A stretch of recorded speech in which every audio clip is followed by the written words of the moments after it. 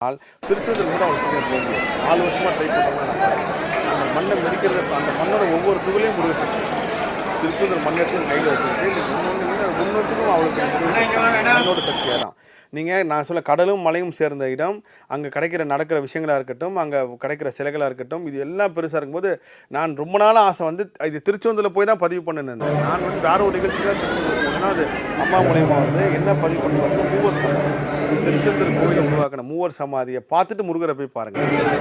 ஏழையோ பணக்காரோ சாமானியோ யாராக இருந்தாலும் சரி, ஒரு கால நேரம் திருச்செந்தூரில் மூவர் சமாதி அங்கே முருகர்கிட்ட வேண்டிங்க, இங்கே முருகர் சாமி மௌன சாமி ஆரோக்கிய சாமி காசு இது இல்லாமல் அங்கே